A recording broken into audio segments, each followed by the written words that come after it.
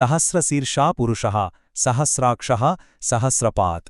అవును, మన మొత్తం అన్వేషణకు పునాది ఈ ఒక్క వాక్యమే. ఇక్కడ పురుషుడు అంటే ఎవరో కాదు, ఒక విశ్వస్వరూపం. సరే, మరి 1000 తలలు, 1000 కళ్ళు, 1000 పాదాలు అంటే ఏంటి? అక్షరాల 1000 ఉన్నాయని కాదు కదా. దాని అసలు అర్థమేంటంటే అనంతమైన రూపాలు, అనంతమైన దృష్టికోణాలు, అనంతమైన ఉనికి. అంటే లిమిట్ లేదని. అంటే దాని అర్థమేంటో తెలుసా? మన చుట్టూ కనిపించే ప్రతి జీవి, ప్రతి మనిషి, చిన్న చీమ నుంచి మొదలు పెడితే ప్రతి ప్రాణి ఆ ఒకే ఒక్క దైవిక సత్తాలో భాగమేనని. అంటే ఆ దైవానికి వేరుగా రెండోది ఏదీ లేదు, అంతా అదే. సరే, బాగుంది. అంతా ఆ దైవమే అంటున్నాం. మరి అయితే ఆ ఒక్క జీవి ఈ మొత్తం సమస్తంగా, ఇంత పెద్ద విశ్వంగా ఎలా మారింది?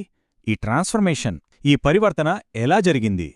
దీనికి పురుష సూక్తం చెప్పే సమాధానం చాలా ఆసక్తికరంగా ఉంటుంది. అదేంటంటే, ఈ సృష్టి అనేది ఒక నిర్మాణం కాదు, ఇట్స్ నాట్ ఎ కన్స్ట్రక్షన్. ఇదొక విశ్వయజ్ఞం.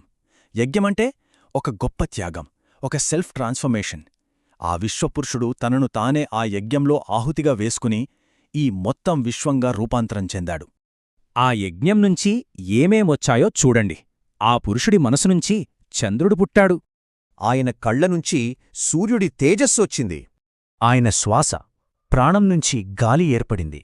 ఇక చివరిగా ఆయన భౌతిక శరీరం నుంచే మనం నివసిస్తున్న ఈ భూమి, ఈ ప్రపంచంలోని ప్రతి వస్తువు రూపుదిద్దుకుంది.